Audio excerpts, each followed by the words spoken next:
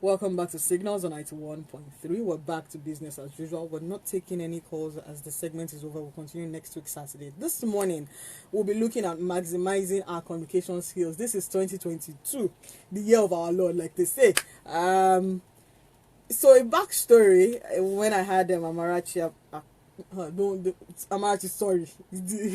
When I had Amarachi and we're talking about innovation skills for business, she posted me on LinkedIn because I like to hide. I really like to hide, and this wonderful lady reached out to us, and she was persistent.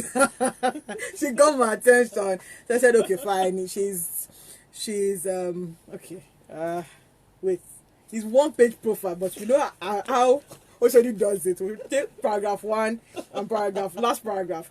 She's a communications trainer, a speaker, advisor, and multi-award winning blogger. She's also the best-selling author of the Business Communications Blueprint, Influence and Thrive: How professionals, entrepreneurs, business leaders, and corporations use effective communications to get results. She helps professionals, entrepreneurs, and business leaders to improve their communication skills, so they amplify their influence and thrive in their fields. Back down, because it's plenty. She delivers highly rated bespoke in-person and virtual communication programs and advisory services through her company. Her clients include all of them inside. So I have with me Lucille, Ossai. Hello, thank you very much. It's a pleasure to be here today. Okay then. Communication is how we connect with others. It's how we express our thoughts, feelings, and ideas to the people around us, and it's also how we come to understand them. This morning, you'll be helping us to understand and maximize our communication, because like I overheard the conversation you were having with your lovely husband who is here with us in the studio, and we're talking about manners. We're talking about a lot of things. Yeah. But this is my very first question. They say communication is a two-way street. Mm-hmm. And most times is missing. And then how then do we balance the communication a two-way street? Okay, so by being very clear about what we want to communicate, the message we want to pass across. Okay. Yeah, so there's usually a goal for your communication, whether you want to introduce your business, you want to get more information, or you want to collaborate. Whatever your goal is, you have to speak slowly if it's in an oral communication, and make sure that you are clear enough for the other person to understand what it is you're saying, and then ask questions, basically. Communication. So, okay, let's backpedal a bit and let's even say, define communication for us. Mm-hmm. It's basically the process of sharing information, with another party, and ensuring that there is shared meaning. So basically, what you want to say should be the same thing, or should be interpreted in a way that will make the other person understand where you're coming from. That is the basic level of communication. Yeah. So it's there has to be a shared meaning. Where miscommunication arises is when what you say is misinterpreted by the second party. Yeah. So you say one thing and the person hears the second thing and understands it in a different way, which can cause problems. Which causes problems. No, which causes a lot of problems. Yeah. So how then when having a conversation with another person, as simple as communication is, it's a problem. Mm-hmm. It's a major problem. It's what a lot of countries will go to war for. Right. Because we're not understanding one another. So what's the thin line between communicating and understanding? Okay. So everybody can pass on a message, yeah? But are you really communicating in a way that the other person will understand what your goals are? That is the question you should want. And one way to ensure that the other person understands and can act on what you want the person to act is to, if you in an oral communication, to speak in a very clear manner, so that the other person understands easily. So we're talking about using simple terms. Yeah, stripping away, we are Nigerians, we like the big grammar, we like the big words. Stripping away complicated expressions and phrases. So to communicate at a level whereby a 12-year-old, for example, would understand. So that's the thing. And if you basically tailor your communication so that it adheres to 3 simple rules. And these are what I call my 3 simple rules of effective communication. The first one is to understand your audience. So understand the next person you are communicating with. Yeah, understand. So if you're going to communicate with a C-suite executive, it will be different. The manner will be different than if you're communicating with a colleague. So understand who it is that you're going to communicate with. Then make sure your communication is simple, brief, and clear. That's rule number 2. Simple, brief, and clear. And the third one is basically feedback. Just, ask for feedback, give feedback. And if you're able to adhere to these 3 simple rules, they're very simple and they will really aid retention and understanding. You're already on your way to becoming a more effective communicator. Now that you have said that when you're communicating, for a better part of this world, for a better part of the country, we only talk, we don't listen. There is talking and then there is listening. How do we know that I'm talking, but are you listening to me? Because that's also a very major challenge. Because my question would be, what are the challenges of good communication? Right. Asking questions. Asking the other party to almost rephrase what it is that you've said, because then you're able to know whether the other party understands what you've just said. Yeah, so you could talk about a concept, and you just said that I know this concept is a bit complicated, but what do you understand by it? Can you just tell me what you think the concept is about, or how would you explain it to me that I would understand? And then you listen to what the other person says, and if it's way off, then you know that you haven't done a good job in communicating. But okay, so let me break it down. We're in masterclass, but let's come back to discussion. Right. Because I do not have, for example, I'm too angry to listen. I'm too angry to want to respond. I want to respond. I don't want you to have the last say. And then it's still communication. And Lucille is saying, you need to be able to calm down. And I'm like, hell no, I'm not calming down. I want to be able to express myself. Okay, so that is where nonverbal communication comes in, yeah? Because we have different types of communication. I usually try to narrow it down to 3 or 4. So you have the oral, the speaking, you have nonverbal communication, you have business writing, you have interpersonal communication. So if you are speaking to somebody and the person is already angry, and you have to be very sensitive to the person's body language. If you see the person tensing up, or if you see, if you see that the person is making a lot of gestures, or you almost the metaphorical fire coming out of the person, then you know that the situation is already tense. In which case you have to calm down. Trying to state your point of view to somebody who is already defensive and irate is not a winning strategy. So you just have to, take a step back and then just let the person vent. And this is really important, especially in Nigeria, where we have poor customer service. Yeah, so we're talking about banks and different organizations. So when you are trying to communicate with somebody who's already defensive, the person is not going to be in a position to listen to anything you have to say. So it's about de-escalating the situation. And sometimes you may just have to just be quiet. Yeah? It's sometimes just be quiet to let it vent. What you're telling me is, and it's funny. It's like a part of me is saying that I have to be the bigger person when you're hurting me.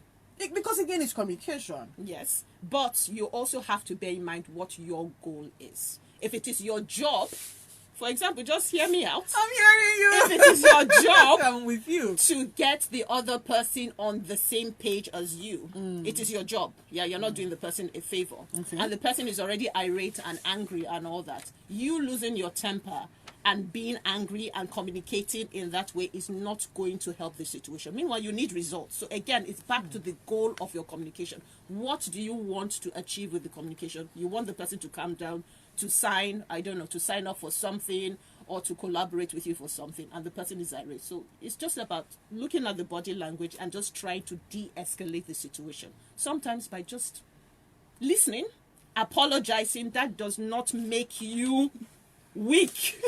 Oh God, you can say that again. That does not make you weak. Yeah? the purpose is to de-escalate the situation so that the person is in a better frame of mind to want to listen, to what you have to say. Is there a way? We're coming to that. Is there a way that we can access, we can measure or access effective communication? How do we measure effective communication in essence? Well, if they're shared, I think generally on a very basic level is their shared meaning. If what you're communicating is understood the way you want the other person to understand, and if the person can act upon your communication. So it all boils down to the goal of your communication, yeah? So if you want somebody to sign up for something and you send an email and you call and the person doesn't sign up for whatever it is because it doesn't understand the terms in your contract, then you're not communicating effectively. If you do communicate effectively, you are able to explain the process. The person does sign up, then you can tell yourself that the goal of the communication has been met because you got the person to sign up. The person understood your message, was able to take a decision, which could be negative or positive. If it's positive, all the better for you. If it's negative, then you have to go back to the drawing board and find out why it is the person took that action. But what is important is that the person has taken an action. Yeah, so you have to define what the goal of your communication is. And different companies have different ways of measuring. Yeah, so social media, they have different social media tools. If it's brand positioning or if it's a product, maybe sign up, downloads and everything. So it's a very big deal. So companies have corporate communications departments, that deal with these kind of issues. But first of all, you have to define what the goal of the communication is, what it should achieve. It has to be about goal of communication. Yes, because then you can tailor all your communications, around achieving the goal. Now, we've heard statements like, I'm only responsible for what I say, not what you understand. As a communications coach, what do you have to say about this? I say that's a very dangerous way to look at things. Really? I'm only responsible for what I say and not what you understand. But how do you say what you say? Does the person understand? The person doesn't need to agree. Okay. Yeah? But the person understand what it is you're trying to say. So if you're trying to propose a solution, or if it's in a very tense or high stakes situation and you're a government official and you're trying to communicate your position, whereby if certain conditions are not met, the result might be war, because you did say something about that it is very important that you are clear about what the situation is and what the consequences would be of not taking the desired action. Whether or not the other person takes the desired action is a topic for another day, but is your communication clear enough? It should not be ambiguous. The person, your communication should not have multiple meanings, so that the person says, okay, I think I like interpretation 1, I'm going to take that. Meanwhile, interpretation 2 is what is critical. So it is your job, it is your duty to present. No, it is your duty. If you want to become an effective business person, professional, executive, it is your duty to be as clear as possible in your communication. And one way of doing it, again, follow the 3 rules I mentioned. Know your audience. Rule number 2, keep your communication simple, brief, and clear. Rule number 3, ask for general feedback. If you are able to do those things and tailor your communications around those elements, then you come across as being confident and clear in your communication, which really helps you get the results that you hope for, or at least some action. Now let's look at general. Thank you so much for that. Now let's look at general conversations. Right. Because pandemic happened. I think we're post-COVID, but we're still having different crowns. If you get what I mean. So we're having WhatsApp, we're having Google Meetings, we're having Slack, we're having Zoom, we're having Telegram. But okay, we're having Facebook, Instagram. And the communication is so much broken down that a simple morning would not get somebody to answer you. A simple, and yes, because people are going to have, we have millions of messages going through WhatsApp and the different social media channels, and it is causing problem. Yes. It is really causing problem. So how do we apply these simple steps in our basic day-to-day conversations? Right. Okay, I know offline we're kind of Yes, talking we already about had a we're conversation offline, talking about yes. this. We have a big problem in this country. I'm sorry, with etiquette, professional courtesy and etiquette. Yeah, basically try to put yourself in the other person's shoes. Yeah, if you are contacting somebody for the first time, somebody has referred you. Say for example, somebody referred you to. Yes. You don't know me. You haven't met me or had any conversation with me. Simple courtesy would mean that I start the conversation, even if it's by WhatsApp, by being polite. Good morning, OSHODI, or I hope you're well. One line of greeting. My name is Lucille Ossai. I was referred to you by XXY, yeah? A mutual connection and all that. And if it's something that would take time, like, I'll appreciate if you could advise when you'll be free to talk. You know, if the person, you know, at least, you know, the person was like, okay, fine, you can contact me on this number, and then you take it off from there. But Hi, morning. yeah, hello, dear. I don't know you. Yeah, hello, dear. X referred me to it. This is what I want. Y and Z. You're already putting the other person on the defensive. Oh no! You know, For the person some of has us that million have and one cultural- things to do. So professional courtesy, yeah, because we are communicating via social media does not mean that we should Lose our drop own the training. ball. Like you said, use our whole train. Sorry. We should drop the ball. And this is really important. It's really important because of the pandemic now, a lot of us Nigerians are providing services, collaborating with people outside the country. Yeah?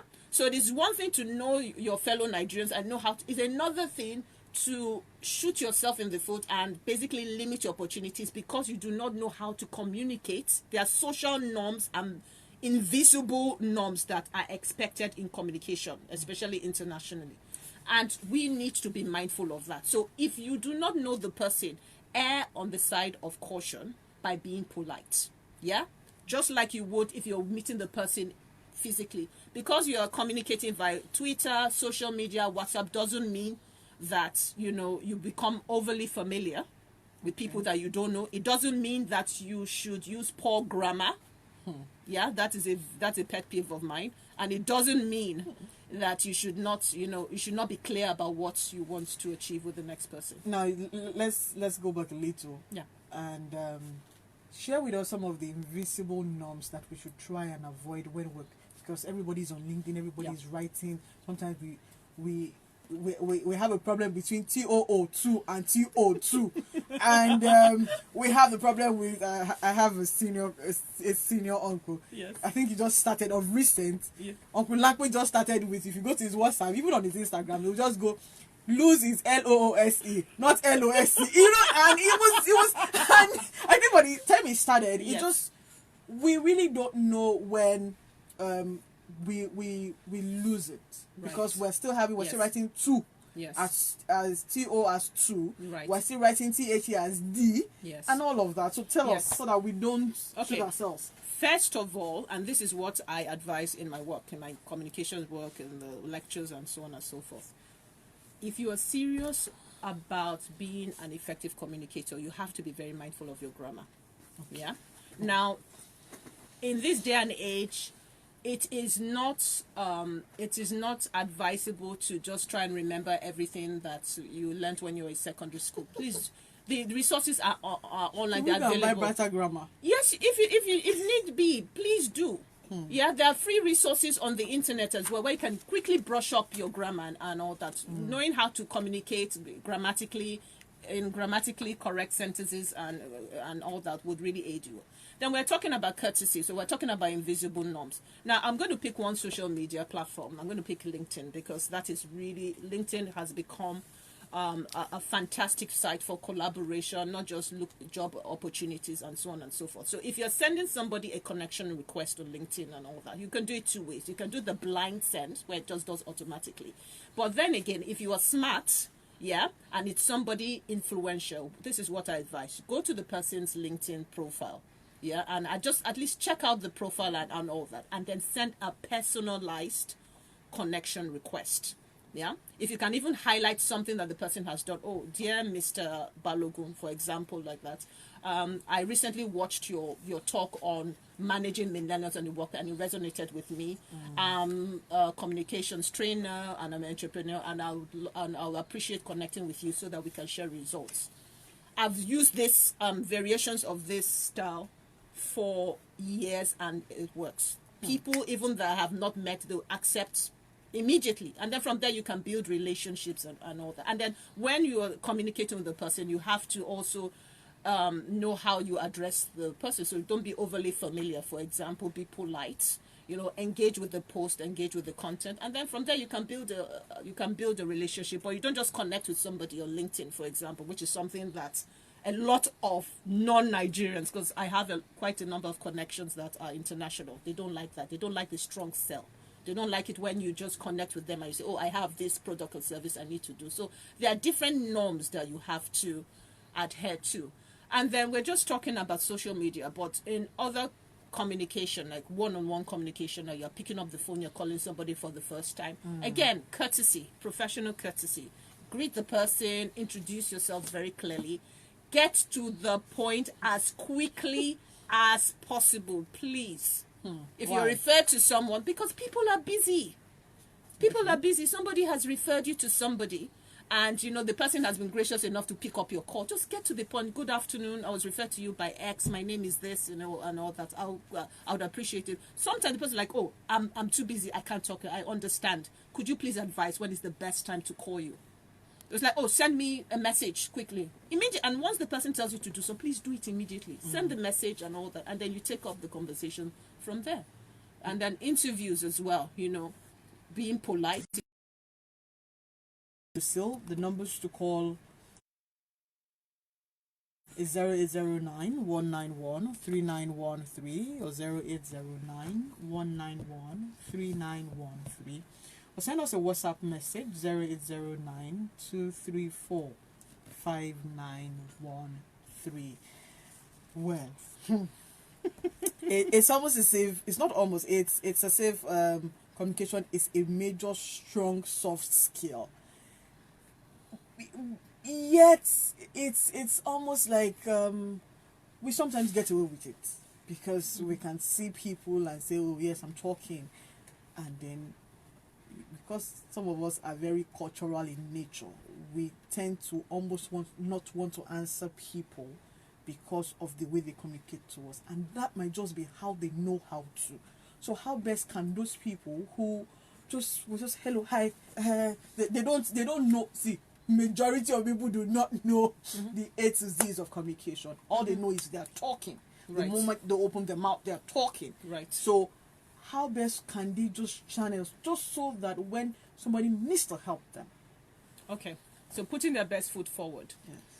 Yes. There are a lot of things to think about, but one I would like to mention is warmth. Okay. Yeah. Being that? warmth, because research has shown, that it is more effective for you to exude warmth than for you to show you are competent. So warmth comes before competence. So you could be the most brilliant person in the room. If you come across as being cold, being arrogant and all that, it's going to stifle a lot of your opportunities. And even when you are on a professional stage, people like to relate with people that are likable. I'm not saying that you should reveal your history and all that, but just, and this is where nonverbal communication comes in. So if you're walking into the room, walk purposefully, look at the audience, smile. When I'm eye shy. contact. Yes, I'm an introvert, by the way. I don't know whether you believe that, but those who are closest to me know that. Who are talkers are introverts. So it's just knowing how to put your best foot forward, so to speak, when the opportunity arises. So clear communication, working confidently, eye contact, and be very particular about what you want to say. Don't ramble. Don't go off on a tangent. You have the point. State your point. This is what I believe. I agree with this position. I don't agree with this position, and so on and so forth. And just be a decent human being. Yeah. If you are in a situation whereby you are attending an in-person event, virtually is tough because a lot of these non-verbal cues can be misinterpreted, and they are very difficult to gauge in Zoom calls and all that. So you have to make that extra effort. You have to make sure that your non-verbal communication, your cues and your gestures communicate openness. So how do you do that? Gestures. Yeah, there's this thing called the truth plane where you gesture, you show your open arms and open palms in the middle area. And research has shown that this tends to increase trust. Yeah, because basically evolutional lineage is that you have nothing to hide and people can trust you. And there's a lot of work done in this field. The person that wrote the foreword for my book, Mark Bolden, he's the #1 expert in nonverbal communication. He has a lot of free stuff on YouTube. Resources are available. You are in the information age. You can learn a lot of these things. You have access to a lot of these things. Yeah. So knowing how to communicate non-verbally will increase the chance that people are receptive to your communication. And then there's the verbal. Yeah. There's the tone of how you speak, what you say, is your language clear, is your, and so on and so forth. Then there's the written. How well do you write? Writing is another level. Conversation entirely. Way before we go into writing, yes. I have with me Influence and Thrive. Yes. Why did you write the book? I wrote this book because it was just about time for me to pull together my experience and a lot of things I've done over the years and the training and everything to answer critical questions that I tended to get from these people. And it was just about at the time I'd been blogging also for many years on communication, and I've been lecturing, I've been running my business as well. So it was just about time to just pull together everything that I learned, and I wrote a book that would have benefited me if I were to read the book. I wanted a complete resource, and it tackles 3 kinds of communication. It tackles nonverbal communication, public speaking, business writing, and even organizational communication. So 4. So I'm going to quickly read a paragraph, and it says step 2, and you're going to explain. But let me quickly read a paragraph that I just opened. It says, become mindful of negative facial expressions. We're often unaware of the facial expressions we display. Nonetheless, note that negative thoughts tend to produce negative facial expressions, such as cringing, frowning, or glaring. And I'm glaring. Now, why this part? Tell us more about this part. Okay, so there are some expressions and some cues that you might mistakenly give out that you might not really be aware, but will cause the other person to see you in a negative light. Yeah, and everything. And when you are speaking, you have to be mindful of those things, It's difficult. Yes. It's difficult. Because sometimes even from your tone. Yes, you just have to be mindful. And it's something that you can improve over time. So if you speak regularly, record your sessions, for example. We don't like to listen to ourselves. No, but that's the only way to improve, because it's once you see how you come across on video, radio or TV and everything, it makes it easier for you to note what you're going to improve. So that's one easy way of doing it. And then just knowing that, especially if you're communicating with varied audience members, just knowing that there are different gestures and non-verbal cues can be interpreted in different ways depending on the culture, but just try to make sure there's an alignment. So if you're saying something positive and you're agreeing with somebody, people will expect you to nod, not to shake your head. Yeah, so when there's a misalignment, what you are saying is not really congruent, it's not really agreeing with what you are displaying, then distrust happens. Then people are like, I'm not too sure about this person, I don't quite trust this. Does he know, or does she know what she's talking about? I don't quite trust the person. So just make sure that is available. So negative, yeah. So things that could, not all the time, come across as negative: frowning, cringing, rolling your eyes. Rolling your eyes. Yes,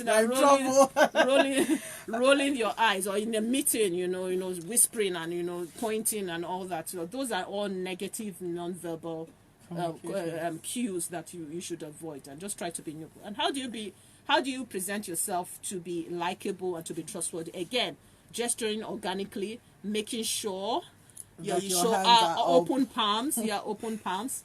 Yeah, smiling, eye contact.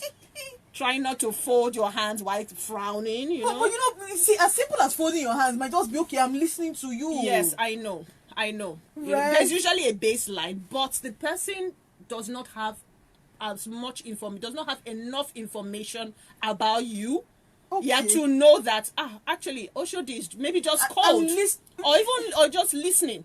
Yeah, it could go the wrong way. So imagine if you're folding your hands and then you're scowling and then you're slouched back. It's not going to create a positive impression for the other person. So you have to be mindful. In professional, it is. But if you take little steps, that's why I said the quickest way is to, especially if you're going to be speaking. Yeah, if you're going to be speaking, presenting in public or interacting, you have to start recording your sessions, please. It's really important. Just tell somebody that has a smartphone, just say, please, just 5 minutes, just record me. Yeah, so that I know. And you would be surprised about the many micro expressions. Those very fleeting, quick expressions. A lot of leaders make that, whatever. A lot of them. Even foreign leaders and all that. Those micro expressions. And once you know what your errors are, you can fix. You say, okay, next time I'm deliberately not going to do this. And then that's how you improve. If you don't, communication, if you do not work on your communication skills, they will not improve. It's basic, but you need to do something. That's almost like a chore. Yes, you need to do something. Like a chore. Anyway, it's chore, really. But the benefits are because fantastic. even sometimes you do this almost every day, and then a part of you is pissed, a part of you is trying to, like, you have to, like, you're working, so get yourself together. And then it's almost like a struggle, and then people, you know, for the 5 minutes that people are talking to you, you're like, okay, please, I'm listening to you. Can you please hurry up? And then a part is like, okay, so I'm listening to you. So it's almost like a mixed bag of having to separate when I'm saying I'm listening to you and I'm here with you, as against okay. Are you just true? hurry up? Just hurry up and finish. Because you know that sometimes we go to markets, we want to go and buy something in the market. The first woman who smiles at you, she might be having a bad day. Yeah. Oh Lord! Exactly. And then she's like, "Okay, madam, what do you want to buy?" And then next person will say, "What's you want to buy?" I'm like, "Oh, please, it's my money." And exactly. So that's where nonverbal communication comes in. Yeah. Okay. So this is what I'm saying. So the person that needs to that's we'll go back to customer service, knows that if she doesn't welcome you, her customer, well, you're not going to buy because there's competition. The other person cannot be bothered. The person that makes that extra effort, that's what I'm saying, makes the effort, is going to get better results. Just the smile, just smiling at you. I know to smile. Just smiling at you, for example. No, so the question is, when do we now be patient with one another? In having to understand that, okay, so you might mean this, you might actually mean the other way. It's not everybody that has the patience to be able to say, okay, this is, some people will just literally take your words for it. Yes. Okay, an example is I'm chatting with you via WhatsApp, and the question marks I'm putting is like, what are you saying? Immediately someone is putting question marks, you're like, you're not hearing what I'm saying. So that's also different cues that we have to look out for. So how then are we able to be patient with one another? Yes, that is the thing. You just have to be patient. You just have to try. And when you especially WhatsApp, because you brought that up, if you are sort of seeing a tone, emerge, in WhatsApp, you have to take a step back. You just say, look, this is WhatsApp, and all that. Possibly what the person is saying, it's a different kind of communication. So instead of blowing up and the person will just pick up the phone. Look, I don't understand. I'm like, OSHODI, what were you trying to say? But it depends on how important that relationship is. I think that is it. Okay. If it is somebody that you are not really close to and you're not really concerned about the relationship and everything, that you can act a certain way. But I always say that even if you are angry or whatever, there's a way you can communicate that, and you will still be the bigger person. You don't need to resort to you don't need to. Even if I'm really upset, I can see that you're upset. Okay, we can discuss this another time, and then you close. There's a way to de-escalate the situation whereby you don't come across, you don't lose it, because you know almost everything now. Screen, you can That's take a shot, receipt. yeah. We're Now showing that we're politicians are angry. even are afraid of social media, because you know someone can record something and post it on Facebook, on Twitter, or well, not Twitter anymore, but you know what I mean. I like to bring back and, Twitter. you know, Okay, but so just be cautious. You know what except you are recorded, yeah. So if someone records your whatever, you can always sort of go back to, you can protect yourself, because you really don't know who that person knows. You really do not know. You might just say, I don't need you, or you know, go down a road that I would not advise, and then the person escalates it or forwards it to somebody influential that you report to, and then the person shows evidence, and then basically you and are they in cancel trouble. you away. Yeah, so when you see, especially in social media, when you see, and you see signs, maybe you see the person starting to write in capital letters. We're shouting. Yes, Capital or letter means multiple exclamation marks or multiple question marks. You know that maybe this person is getting a bit upset. You see signs. That's the good thing about sometimes social media. You see signs and you just don't get dragged into it. So if you're not close to the person and you don't want to call the person, you just say that, oh, please, we can take this conversation another time. You know, I have to go. And just remove yourself from that. And if it's someone important, someone you have to work with, your colleague, you know, you can't cancel everybody. Yes, your boss, I like that. your boss, just take a deep breath. Yeah. Answer the question again, even if you have answered it before, because the person forgot to read your response, and just remain in the professional mode. That's just all. That's all I would say. Okay, Try Lucille, to remain Lucille in the says professional we mode. should remain. You know, because while we're remaining in Yeah. the professional tone and Yes. making sure that we're fine, Yes, our emotions runs deep. of course. Our emotions runs deep. So Right. it's almost like, okay, so I'm reporting to this person, bro. No, I don't like the person's guts, but I still have to maintain. Yes. And That is where, and you know what the Bible says, a quiet answer brings down anger. I'm paraphrasing. Yeah. So if somebody is already irate on social media and you're trying to explain your not what to position, the person is not going to hear. He's not going to hear. Even if you're right, even if you're and then 100% we burn right. down everything. And then you burn down the whole thing, and then you burn bridges. So okay. take a step back. Not to burn bridges. Yes, take a step back, and if it's getting heated, it's getting to the point, you just remove yourself polite. Just say that, you know, unfortunately, we can't see eye to eye, or let's agree to disagree, which can actually piss a lot of people off. don't use that all the time, because I know. I agree to disagree, or or there's this thing that we write when we're chatting with people. Yes. Noted. I used to do that a lot, and I found out it was very offensive, because when people started doing it, I'm like, I don't understand. What are you noting? What are you noting? What does that mean? But because it was so, at first when I used to do it when I'm talking to someone, I'm like, okay, I've noted everything. So the moment I'm writing notes, and I'm like, you know what, leave me. By the time people that were close to me started using it for me, because I said, this is not nice. And it started getting on my nerves. And I'm like, okay, but now you start up. And then a bit to try to gain balance. But my time is up. I've had fun. Okay. Yes, I have too. I have. Thank you so much. Thank you so much. One last question before we go. What are the traits? What traits are most important for a skilled leader? Because we're all leaders in different spheres of our life. What traits are most important for a skilled leader to communicate? Okay. So warmth. I nailed myself like this. Yes, warmth. First of all, you want to come across as a decent human being. So warmth and then competence, and then just speaking in simple language, please, because a lot of leaders hide behind jargon or a lot of things big and stuff grammar. like big grammar, like you say. But you know and that. all that. Sorry to cut, but you know that when you are even talking to people as leaders, they say we're very articulate. So we have a lot of leaders have good oratory skills, but then somebody's looking at you and saying, it's because you can speak very well, that's why you want to chance me. We've had cases like that. Yes. So shared ground or whatever. But you know, as a leader, I do appreciate that their job is tough. Yeah, because they are leaders for a reason. They have to take decisions that sometimes might not be favored by the majority.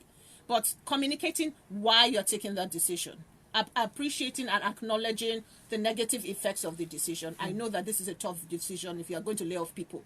They don't want to hear anything else. You know that I said that I'm going to lose the job, but we're laying off people because we're going bankrupt and everything. I it's really sorry for the stress and all that. And they're like, we're going to ensure that all your salaries are paid, your entitlements and X, Y, Z.